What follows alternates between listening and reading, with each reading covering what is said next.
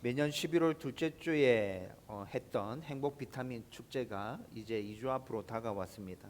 그래서 오늘은 여러분들과 함께 전도에 대한 말씀을 나누려고 하는데, 다행히 그동안 쭉 진행해 왔던 요한복음 강해 본문도 전도에 대한 말씀이어서 오늘 그대로 요한복음 강해를 이어가면서 전도에 대한 도전을 저와 여러분들이 받았으면 좋겠다는 생각을 가집니다. 대부분 성도는 전도하는 것에 대해 큰 부담감이 있습니다. 목사인 저도 전도하는 것은 쉬운 일이 아닙니다. 부담감이 분명히 존재하고 있죠. 특히나 가족이나 친지 또 친한 친구가 불신일 때는 전도에 대한 더 큰 부담을 가지고 계실 것입니다. 그래서 우리는 자주 전도에 대한 부담감을 가지고 이런 생각을 하기도 합니다. 내가 전도한다고 해서 세상이 달라지나? 내가 전도한다고 내가 꼭 교회 데리고 오고 싶은 저 사람이 교회에 나오게 될까? 여러분, 이런 생각들을 하면서 우리는 스스로 낙심하거나 좌절하게 되죠. 그리고 전도를 열심히 하다가도 어느 순간 전도하는 일들을 포기해버리고 그냥 그렇게 나 혼자만 신앙생활하는 사람으로 남을 때가 정말 많습니다. 여러분, 그런데 성경을 한번 잘 살펴보십시오. 여러분, 성경을 잘 살펴보시면 하나님은 언제나 하나님께 순종하는 한 사람을 통해서, 물론 부정적인 생각을 가지고 있지만 이렇게 해도 될까? 이렇게 한다고 세상이 달라질까? 이런 생각을 하고 있지만 하나님의 말씀에 순종하기 위해서 노력하는 그 한 사람을 통해서 하나님은 변화를 시작하시고, 그를 통해서 또 누군가를 변화시키시고, 그렇게 변화된 누군가를 통해서 지금까지 이 세상을 이끌어오고 계신다는 것입니다.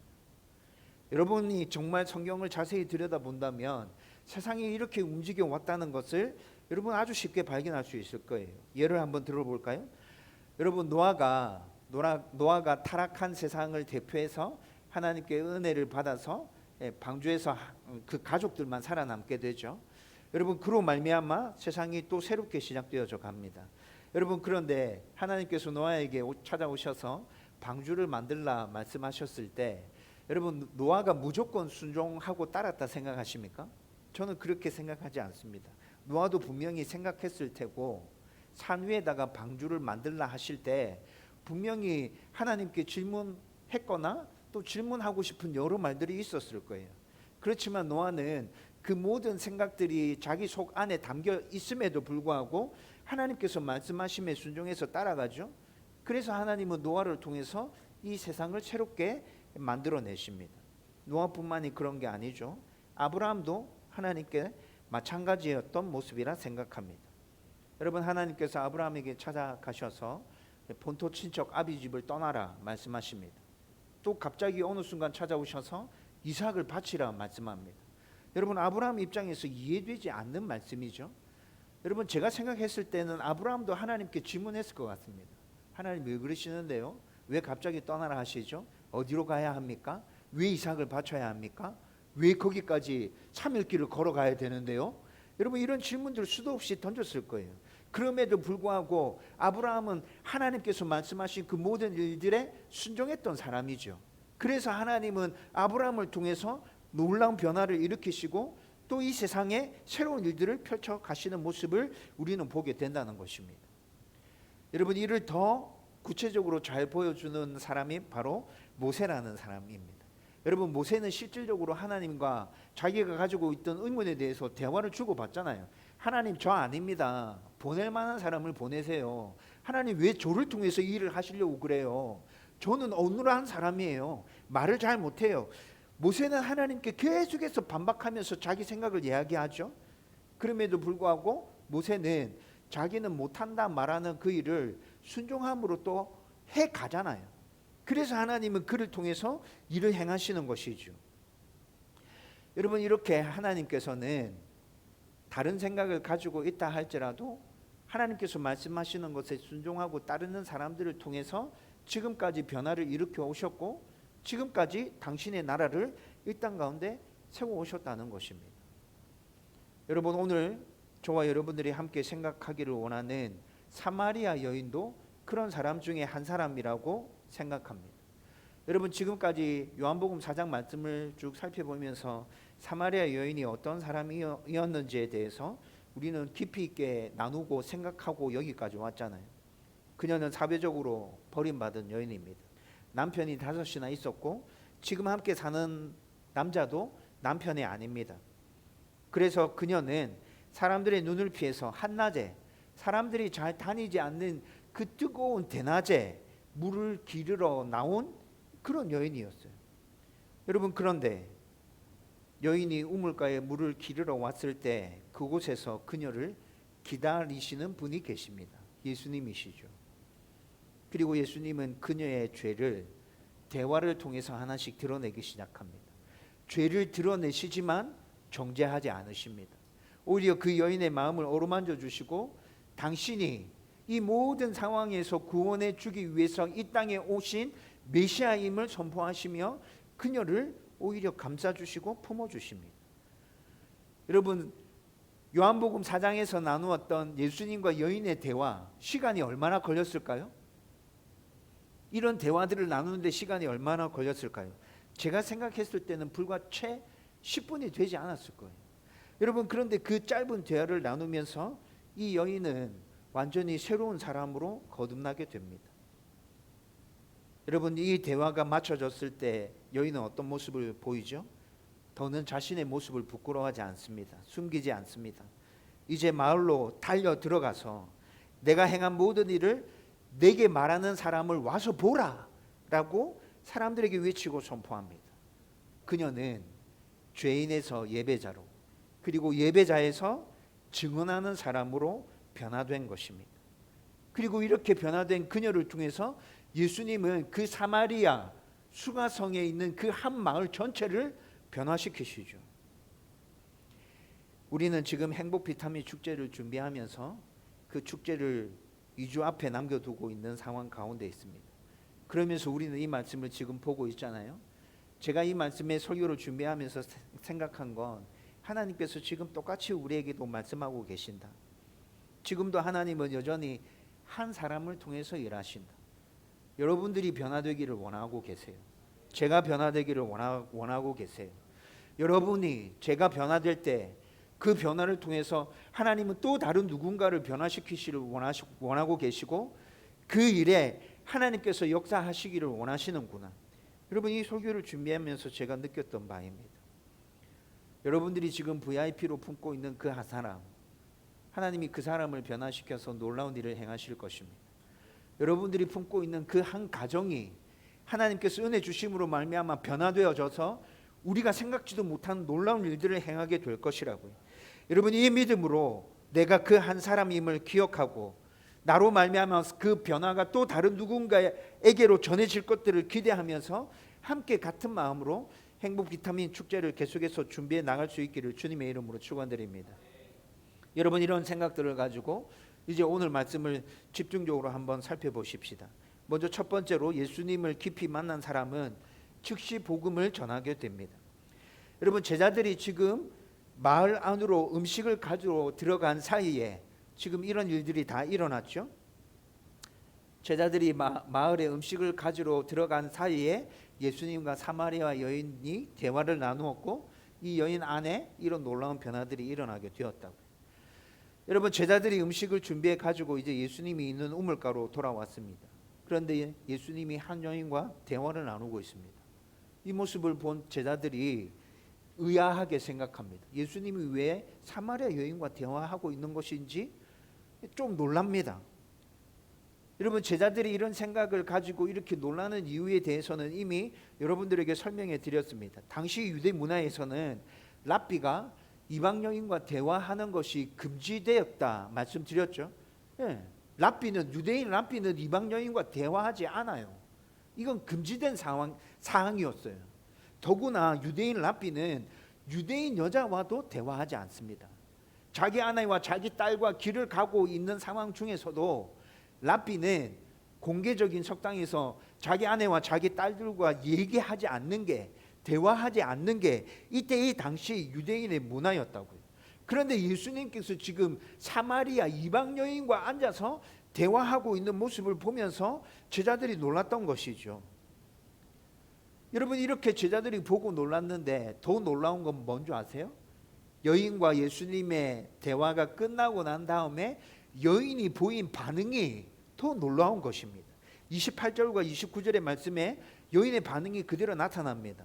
여자가 물동이를 버려두고 동네로 들어가서 사람들에게 이르되 내가 행한 모든 일을 내게 말한 사람을 와서 보라, 이는 그리스도가 아니냐 하니. 여러분, 이것이 대화를 마친 상황 가운데서 여인이 보인 반응이었다고요. 여러분, 여인이 보인 반응 중에 눈에 딱 들어오는 구체적인 행동이 뭐가 있죠? 28절 말씀에 보면 물동이를 버려두고 라고 말합니다. 그 다음에 동네로 들어가서 라고 말하죠. 여러분, 이것이 왜 도드라지게 눈에 보이는 여인의 반응이 될까요? 여러분, 여인이 지금 한낮에 물길으로 나왔잖아요. 한낮에 물길으로 나온 이유는 뭐예요? 사람들과 맞닥뜨리기 싫어서, 사람들 만나기 싫어서. 그런데 예수님과 대화를 나누었어요. 그런데 여인이 어떻게 바뀌었어요? 사람들과 대화하기 싫어서 한낮에 물길으로 나온 그 여인이 오히려 사람들을 찾아서 뛰어 들어가고 있어요. 물동이를 버려두었대요. 여러분, 이 물동이는 그 여인의 아픔을 상징하고 있습니다. 이 물동이는 그 여인의 먹고 사는 문제를 상징하고 있습니다. 이 물동이는 사람들과의 만나기 싫어하는 그 여인의 기질들을 보여주고 있는 것이라고요. 그런데 이 물동이를 어떻게 했다고요? 버려두고 동네로 다시 들어갑니다. 놀라운 변화 아닙니까? 여러분, 이 물동이는 좀 전에 말씀드렸던 것처럼 그냥 단순한 행동을 묘사하기 위해서 성경이 기록하고 있는 게 아니에요. 여러분, 이 물동이를 버려두고 동네로 뛰어 들어갔다는 이 여인의 이 상태의 모습, 이 변화는 그 여인의 우선순위의 변화를 보여주고 있는 거예요. 관심의 변화를 보여주고 있는 거예요. 지금까지 그 여인은 자기의 먹고 사는 문제에 관심이 있었어요. 자기의 상처와 자기의 아픔과 자기의 슬픔에 관심이 있었다고요. 사람들이 자기를 보는 시선에 관심이 있었다고요. 그래서 한낮에 사람들 만나기 싫어서 우물가에 물길으로 나온 것이라고요. 그런데 10분 정도, 한 10분 정도 예수님과 대화를 나누고 난 다음에 그녀의 우선순위와 그의 관심이 완전히 다 바뀌어 버렸습니다. 이제 그녀의 관심은, 그녀의 마음은 생수의 근원이며 메시아이신 예수님께로 온전히 향하게 되었습니다. 그래서 그녀는 자신의 수치스러운 과거를 더 이상 숨길 필요가 없게 된 것이죠. 오히려 그 수치스러운 과거를 드러내면서 예수님을 드러내기 위하여 동네로 뛰어 들어가고 있습니다. 그분은 내 문제와 내 수치스러움을, 내 삶을 다 알고 계신다. 지금 그런 분이 우물가에 계신다. 여러분들 한번 와서 그분을 만나보라. 여러분, 여인이 지금 이렇게 외치고 있는 거예요. 여러분, 여인의 이 외침 속에 부끄러움과 수치가 느껴집니까? 여러분들 생각해 보십시오. 지금 여인이 이렇게 외치고 있는데 그 외침 가운데 부끄러움과 수치가 느껴지나요? 감추려고 하는 마음이 느껴지나요? 여러분, 제가 생각할 때 그 외침 가운데는 부끄러움과 수치는 더 이상 보이지 않습니다. 자기가 변화된 것에 대한, 구원받은 것에 대한, 메시아를 만난 것에 대한 기쁨이 묻어져 나옵니다. 와서 보라. 여러분, 이 외침 가운데 여인의 기쁨이 보이지 않습니까? 메시아이신 예수님이 자신의 죄와 상처와 수치를 어루만져 온전케 하셨다는 그 기쁨의 선포가 이 외침 가운데 드러나 보이잖아요. 여러분, 이것이 복음의 능력이라고요. 진짜 메시아이신 예수님을 깊이 만나고 은혜를 받은 사람들은 침묵할 수가 없어요. 여러분, 한번 생각해 보십시오. 사마리아 여인이 신학적인 지식이 아주 많았나요? 신학을 배운 적이 있습니까? 메시아에 대해서 정확하게 이해했나요? 앞에서 나누었던 그 대화들을 살펴보면 여인은 지금 메시아에 대한 이해가 충분하지 않아요. 예수님과 예배에 대한 이야기를 주고받았는데 그 예배에 대한 이해도 온전하지 않단 말이에요. 어디서 흘려 들었던 말 가지고 지금 예수님과 이렇게 대화했어요. 그런데 그렇게 대화하는 중에 예수님이 진짜 메시아라는 사실을 분명하고 확실하게 깨닫게 되었다고요. 그런 여인이 지금 마을로 뛰어 들어가서 외치고 있어요. 여러분, 그 외침 가운데 신학적인 논리가 포함되어 있었다 생각합니까? 메시아에 대한 지식이 예배에 대한 지식이 온전해서 그 선포 가운데 힘과 능력이 있었다 생각합니까? 아니요, 그렇지 않지요. 여인의 그 외침 가운데는 신학적인 지식이 포함되어 있지 않아요. 예배에 대한 지식이 포함되어 있지 않아요. 메시아에 대한 정확한 이해가 포함되어 있지 않아요. 그냥 메시아이신 예수님을 만난 그 기쁨과 그 감격과 자기의 상처를 어루만져 주시는 그 예수님에 대한 감사가 그 안에 담겨져 있는 거예요. 여러분, 이것이 복음입니다. 여러분들 예수님 처음 만났을 때 그런 것들 있지 않았습니까? 예수님 처음 만났을 때 하나님께서 여러분들에게 부어주시는 그 은혜와 기쁨과 감사가 넘쳐나지 않았어요? 여러분, 전도는 그런 것 가지고 하는 거라고요. 신학적인 지식을 가지고 하는 게 아니라고요. 논리를 하는 게 아니라고요. 여러분들이 받았던 그 은혜, 그 감격, 그 기쁨, 그 감사, 그것들을 오늘 하더라도 논리에 맞지 않더라도 여러분들이 느꼈던 그 은혜를 그냥 솔직하게 선포하는 것, 그것이 복음 증거입니다. 여러분, 오늘 첫 번째 포인트에서 여러분들과 나누고 싶은 건, 우리가 정말 예수님을 메시아를 그렇게 만났다면 우리는 더 이상 침묵할 수 없을 거예요. 나가서 반드시 말하고 싶을 거예요. 내 안에 넘쳐나는 그 기쁨을. 저와 여러분들이 이런 사람으로 변화되기를, 그리고 그 은혜를 온 세상을 나가서 충분히 증거하고 전할 수 있기를 주님의 이름으로 축원드립니다.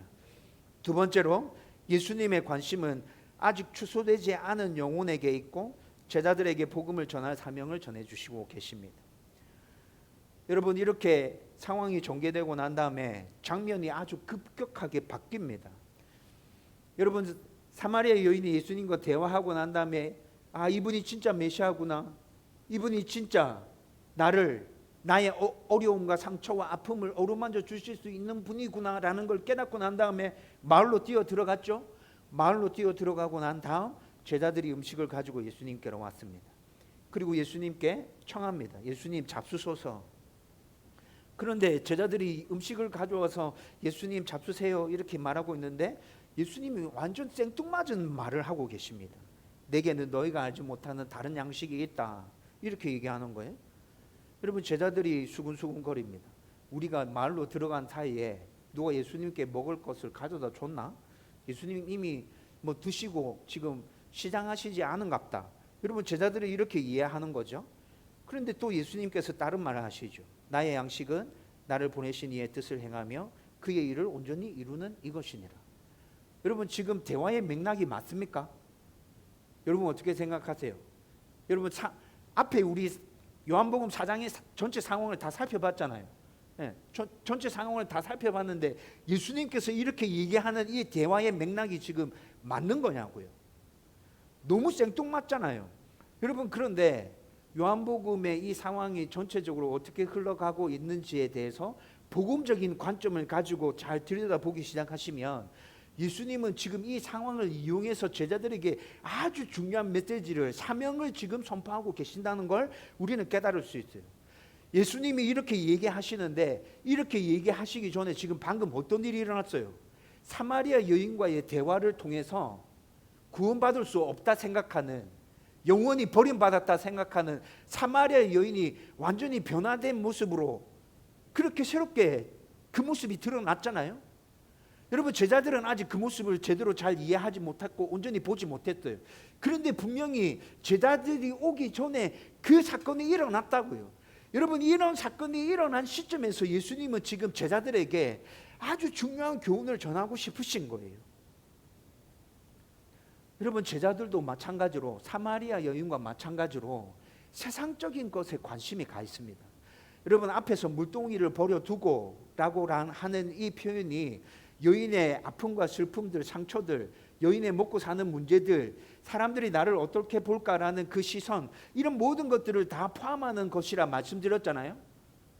여인이 변화되기 전에 이런 것에 관심이 있었거든요.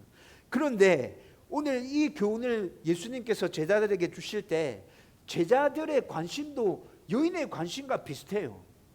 여러분, 제자들은 지금 예수님 왜 따라다니고 있는 겁니까? 제자들은 지금 예수님 왜 따르고 있는 거죠? 한 자리 차지하려고, 그렇죠? 한 자리 차지하려고 세상적인 것에 관심이 가 있어요. 예수님 진짜 뭔가 탁월하다, 대단한 분이 맞다, 이분 따라다니면 뭔가 분명히 있을 거야 라는 생각으로 지금 제자들이 예수님을 따르고 있는 것이라고요. 예수님 그걸 모르실까요? 예수님 다 아시죠. 그래서 예수님께서 제자들에게 이 사건이 일어나고 난 그 시점에서 바로 제자들에게 얘기하시는 거예요. 나의 관심은 그것에 있지 않다. 너희들의 관심은 지금 세상 것에 있지. 너희들이 유명해지고 너희들이 드러나고 너희들이 큰 자리에 오르고 많은 재물을 얻고 이런 것에 관심이 있잖아. 그런데 내 관심은 거기에 있는 게 아니야. 예수님은 오늘 이 말씀을 통해서 제자들에게 분명히 말씀하십니다. 나의 관심은 잃어버린 영혼에게 있어. 그리고 35절에 이렇게 말씀하십니다. 너희는 넉 달이 지나야 추수할 때가 이르겠다 하지 아니하였느냐. 그러나 나는 너에게 이른다. 눈을 들어서 밭을 보라. 희어져 추수하게 되었도다. 넉 달이 지나야 추수하게 되었도다. 이 말은 무슨 말이죠? 아직 영혼에 대해서 아직 관심 가질 때가 아니에요. 제자들은 이렇게 얘기한다는 거예요. 아직 그게 아니에요. 지금은 우리가 높은 자리에 올라야 돼요. 예수님이 권력을 차지해야 돼요. 예수님이 왕좌에 올라야 그 다음에 우리가 생각하는 나라를 만들 수 있잖아요. 제자들은 이렇게 생각하고 있어요. 그런데 예수님은 그 생각이 아니에요. 예수님은 지금 어떻게 생각하고 있죠? 너희들은 지금이 아니라 얘기하는데 내가 볼 때는 지금이 그때야. 영혼을 구원할 때야. 나의 관심은 거기에 다가 있어.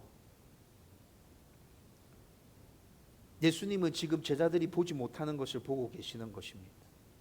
여러분, 희어져 추수할 때가 되었도다. 희어져 추수할 때가 되었도다. 제자들의 눈에는 전혀 안 보이죠? 예수님은 그것을 보고 있어요. 예수님은 지금 무엇을 보고 있는 거예요? 사마리아 여인이 지금 마을로 뛰어 들어갔어요.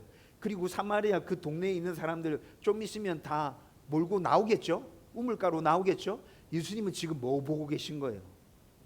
그렇게 몰려올 사람들을 지금 눈으로 보고 계신 거예요. 희어져 추수할 밭, 그들을 보고 계시는 거라고요. 예수님은 오늘 우리에게도 눈을 들어 밭을 보라고 말씀하십니다. 우리 주변에도 여전히 복음을 모르는 영혼들이 있습니다. 직장, 학교, 이웃, 가족 안에도 추수하지 못한 밭이 아직 있습니다. 지금이 바로 그 밭을 향해서 나아가야 할 때라고 예수님께서 말씀하고 선포하고 계신다는 것이죠. 사마리아 여인의 변화를 통해서 제자들에게 사명을 선포하시는 이 예수님은 지금 우리에게도 똑같이 사명을 선포하고 계신다고. 눈을 들어서 희어진 밭을 보라. 내 관심은 영혼에게 있어. 너희는 지금 추수할 때가 아니라고 얘기하는데 내 눈에는 지금 추수할 때로 보여. 추수할 때야. 우리 교회가 매년 행복 비타민 전도 축제를 준비하는 이유도 바로 여기에 있습니다. 여러분, 왜 행복 비타민 축제를 매년 하죠? 한 해 걸러서 하면 안 됩니까? 제가 여러분들에게 말씀드렸잖아요. 관계 전도로 전도하는 거 제 개인적으로 엄청 힘들어한다고. 그렇죠? 목사인 저도 관계 전도로 전도하는 거 힘들어요. 그런데 매년 행복 비타민 축제를 계속해요. 올해도 행복 비타민 축제를 시작하기 전에 이런 고민을 했어요. 그런데 여러분, 제가 내리는 답 결론은 여전히 똑같습니다. 행복 비타민 축제는 단순한 정도 행사가 아닙니다. 행복 비타민 축제는 제가 이 시간 여러분들에게 분명히 선포합니다. 단순한 전도 축제가 아닙니다. 전도 행사가 아닙니다. 행복 비타민 축제는 이 행사를 통해서 교회의 부흥을 꿈꾸고 교회의 성도들을 많게 하려는 목적에서 시작된 행사가 아닙니다. 행복 비타민 축제는 하나님의 관심이 한 영혼에 있다는 것을 다시 깨우치기 위한 축제입니다. 여러분들이 그 메시지를 가슴에 새겼으면 좋겠습니다. 하나님의 관심은 한 영혼에 있다. 때를 얻든지 못 얻든지 날마다 전도하는 그것에 하나님은 관심이 있으시고 그것이 하나님의 뜻이고 이 땅에 세워진 교회는 그 하나님의 뜻을 이루기 위하여 우리가 할 수 있는 방법을 다 동원하여서 최선을 다해서 노력하고 몸부림쳐 가야 한다. 저와 여러분들의 관심이 여기에 집중되었으면 좋겠어요. 매년 행복 비타민 축제를 할 때마다 그 하나님의 마음을 우리가 깨달아 알았으면 좋겠고, 그 하나님의 마음을 품었으면 좋겠고, 그 마음으로 우리가 살아가는 그 삶의 현장 가운데서 예수 믿는 사람으로 살아가기 위해서 열심히 노력하고, 또 내가 할 수 있는 대로 기회가 생긴다면 말로 복음을 전하고, 그렇게 살아갈 수 있었으면 좋겠다고요. 저와 여러분들 안에 이런 결단과 결심, 각오들이 새롭게 세워지기를 주님의 이름으로 축원드립니다. 세 번째로, 복음의 수고는 절대로 헛되지 않습니다. 예수님은 36절에서 말씀하십니다. 거두는 자와 뿌리는 자가 함께 즐거워하리라. 거두는 자와 뿌리는 자가 함께 즐거워하게 될 것이다 말씀하십니다. 여러분, 전도 해보면 아실 겁니다. 전도는 어떤 사람은 씨를 뿌리고 또 어떤 사람은 거두는 일로, 뿌리는 자와 거두는 자가 일치하지 않을 때가 정말 많습니다. 그래서 전도할 때 힘이 빠지는 거죠. 낙심하게 되고 좌절하게 되죠. 내가 전도했는데 그 사람이 교회에 출석하게 되고 복음을 받아들이고 등록하고 좋은 사람으로 거듭나서 열심히 신앙생활하는 모습을 보면 누가 전도를 못해요? 전도하는 족족이 열매가 바로 맺히는데, 기쁨이 바로 느껴지는데 그건 누가 못해요? 그렇죠? 그런데 전도가 어려운 이유가 뭐예요? 나는 열심히 뿌렸는데 열매가 보이지 않아요. 그래서 낙심하고 좌절하게 되잖아요. 여러분이 삶에서 열심히 전도해도 우리 눈앞에 열매가 보이지 않을 때 정말 많습니다. 그래서 우리도 낙심하고 좌절합니다. 그러나 여러분 기억하십시오. 하나님은 우리의 수고를 기억하고 계십니다. 언젠가 반드시 열매 맺게 하시는 분이 바로 우리의 좋으신 아버지 하나님이십니다. 본문이 이를 잘 보여주고 있습니다. 사마리아 여인의 간증으로 많은 사람들이 예수님을 믿게 되잖아요. 오늘 우리가 읽었던 39절 말씀에 분명히 얘기하잖아요. 여러분, 그 후에 사마리아 여인이 마을로 들어가서 내가 행했던 모든 일들을 알고 계신 분이 계신다, 그분이 메시아이신 것 같다, 와서 한번 보라 해서 마을 사람들이 몰려 나와서 예수님께 나왔죠. 예수님의 이야기를 들으면서 예수님이 진짜 메시아이구나 라는 것들을 확인하게 되었습니다. 그리고 난 다음에 이들이 어떻게 합니까? 예수님께 청합니다. 예수님, 며칠 더 우리 마을에 머물러 주시면서 하늘나라에 대해서, 복음에 대해서 가르쳐 주세요. 여러분, 이 사람들이 이렇게 예수님께 청해요. 그래서 예수님은 그 청을 받아들이고 이틀 동안이나 더 그 마을에 머물면서 하늘나라와 복음에 대해서 그들에게 말씀을 가르쳐 주십니다. 그리고 난 이후에 41절에 이렇게 말씀합니다. 예수의 말씀으로 말미암아 더욱 많은 사람이 믿는지라. 그리고 우리가 읽었던 본문 42절에 이 사건의 절정인데요, 많은 사마리아 사람들이 42절 말씀에 이렇게 고백하고 있습니다. 이제 우리가 믿는 것은 내 말로 인함이 아니니 우리가 친히 듣고 그가 참으로 세상의 구주이신 줄 알아노라. 처음에는 여인의 증언으로 시작되었던 믿음이었습니다. 여인의 증언으로 믿음이 시작되었죠. 그런데 이제 예수님의 가르침으로, 예수님의 말씀으로 그 믿음이 굳건한 반석 위에 우뚝 서 있음을 우리는 보게 됩니다. 이렇게 오늘 본문 말씀은 한 사람의 간증과 한 사람의 변화, 한 사람의 선포를 통해서 한 마을 전체가 구원받는 모습을 우리 가운데 보여주고 있습니다. 여러분, 그러나 좀 전에 말씀드렸던 것처럼 우리 삶에서는 전도의 열매가 이렇게 즉시 나타나지 않죠. 그럼에도 불구하고 분명한 것은 하나님이 우리의 순종을 사용하셔서 반드시 큰 구원을 이루실 것이라는 겁니다. 이를 어떻게 할 수 있습니까? 지금까지 복음이 전해지고 변화가 일어나고 해서 그 복음이 우리에게까지 이른 것을 깊이 잘 생각해 보십시오. 하나님께서 반드시 일하고 계신다는 증거가 우리이지 않습니까? 복음의 수고는 결코 헛되지 않습니다. 이를 분명히 기억하고 확신하기를 주님의 이름으로 축원드립니다. 여러분, 달라스 신학교 기독교 교육학과 교수였던 하워드 핸드릭슨이라는 사람이 있습니다. 가르치는 이의 7가지 법칙. 25년 전에 제가 주일학교 사역을 시작하면서 처음 읽었던 책인데 엄청 유명한 책이에요. 지금도 출판되고 있어요. 가르치는 이의 7가지 법칙. 교회 안에서 기독교 교육을 행하는 사람들은 이 책을 거의 교과서처럼 지금도 읽어내고 있습니다. 여러분, 그런데 하워드 핸드릭스는 그 책의 서문에 이런 이야기가 있습니다. 나는 13살이 되기 전까지 교회에 한 번도 가본 적이 없었다.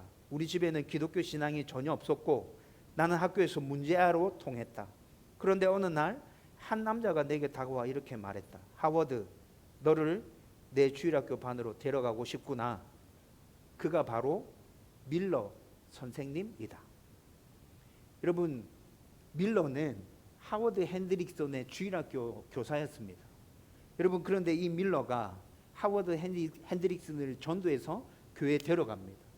그리고 단순히 말로만 내가 너와 함께 해줄게 이렇게 한 것이 아니라 진짜 이 밀러 선생님이 하워드 핸드릭슨과 같이 놉니다.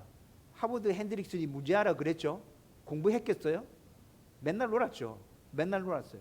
그런데 이 밀러 선생님이 하워드 핸드릭슨과 함께 계속해서 같이 놀아줍니다.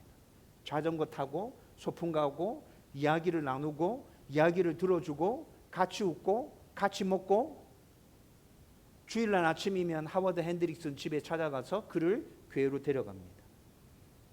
여러분, 하워드 핸드릭슨의 신앙은 이렇게 해서 시작되었습니다. 그 밀러 선생님으로 인해서 하워드 핸드릭슨은 예수님을 만납니다. 그가 이렇게 얘기합니다. 그가 나를 사랑했기에 나는 예수님이 나를 사랑하신다는 것을 깨달았고 믿게 되었다. 밀러 선생님이 나에게 아낌없는 사랑을 계속해서 부어줬기 때문에 하나님이 나를 사랑하신다는 걸 내가 깨닫게 되었습니다. 그리고 그 사실을 진짜 믿게 되었습니다. 이것이 하워드 핸드릭슨의 고백이라고요. 여러분, 하워드 핸드릭슨이 달라스 신학교 기독교 교육학과 교수가 되어서 유명한 책들을 써내면서 많은 사람들에게 영향력을 끼치고 있다 말씀드렸죠. 여러분, 그런데 하워드 핸드릭슨 한 사람이었으면 제가 이 예화를 여러분들에게 소개시켜드리지 않았을 거예요. 밀러 선생님이 하워드 핸드릭슨을 데리고 주일학교 교사로 섬길 때 하워드 핸드릭슨 말고 12명의 소년이 더 있었습니다. 밀러 선생님 반에 총 몇 명의 주일학생이 있었단 말이죠? 13명의 주일학생이 있었습니다. 여러분, 하워드 핸드릭슨이 말합니다. 서문에 기록하고 있어요. 자기 책 서문에 그 12명 중에, 자기 말고 그 12명 중에 밀러 선생님을 통해서 11명이 풀타임 사역자가 되었다 말합니다. 목사로, 선교사로, 또는 기독교 대학교 교수로, 또는 복음을 전하는 선교단체 사역자로 11명이 풀타임 사역자로 일하고 있답니다. 밀러 한 사람을 통해서. 한 사람이 어떻게 됐는지 되게 궁금하시죠? 그 한 사람에 대해서도 하워드 핸드릭슨이 얘기합니다. 한 사람은 평생 교회에 헌신된 장로로 섬기고 있다. 밀러 한 사람으로 인해서 일어난 놀라운 변화입니다. 하워드 핸드릭슨을 포함해서 12명이 풀타임 사역을 일하고 있답니다. 한 명은 교회 신실한 장로로 헌신하고 있답니다. 여러분, 그들로 말미암아서 영향을 받는 사람들은 도합 몇 명이나 될까요? 제가 생각할 때는 적어도 수십만, 많으면 수백만 명이 그들을 통해서 영향을 받고 있는 것입니다. 여러분, 복음의 수고는 절대로 헛되지 않습니다. 복음의 수고는 절대로 헛되지 않다고요. 한 사람의 변화가 이렇게 놀라운 변화를 만들어냅니다. 이제 말씀을 결론 지으려고 합니다. 예수님은 사마리아 여인 한 명을 통해서 그녀가 사는 마을 전체를 구원하셨습니다. 지금 예수님은 우리를 통해서 가족과 친지와 친구와 동료들을 구원하기를 원하고 계십니다. 우리 교회를 통해서 이 두동 땅을 변화시키기를 하나님 원하고 계신다고요. 한 사람의 변화가 한 가정을 살리고, 한 가정의 변화가 한 동네를 살리고, 또 한 교회의 순종이 한 도시를 살려낼 수 있습니다. 사마리아 여인처럼 우리가 만난 예수님의 은혜를 담대히 전하십시다. 저와 여러분들이 전도하는 것은 부담이 아니라 하나님께서 우리에게 주신 은혜의 넘쳐 흐름입니다. 예수님을 만난 감격이 자연스럽게 흘러나오고 그 기쁨을 그 감사를 사람들에게 흘려보내는 것, 이것이 진짜 전도라고요. 예수님은 눈을 들어서 밭을 보라 휘어져 추수하게 되었다라고 말씀하십니다. 지금이 바로 전도할 때라는 거죠. 여러분들이 품고 있는 VIP들을 위해서 끝까지 기도하십시오. 이번에 초청에 응하지 않아도 포기하지 말고 그들을 위해서 계속 기도하십시오. 그리고 기회가 생길 때마다 복음의 감격을 전하면서 전도하세요.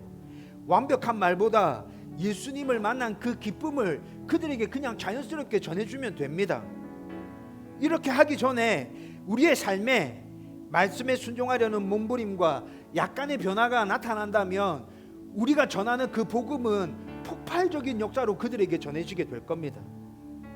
이렇게 몸부림치면서 살아간다면 여러분들의 말이 어정쩡해도 논리적으로 맞지 않아도 하나님은 그 복음 가운데 강력하게 역사하실 것이라고, 은혜 주실 것이라고, 하나님께 담대함과 용기를 부어주시도록, 또 복음의 감격과 하나님의 은혜가 날마다 우리 가운데 부어지도록 간구하시면서 남은 2주 동안 행복 비타민 축제 잘 준비하고 모든 영광 하나님 앞에 올려드릴 수 있기를 주님의 이름으로 축원드립니다.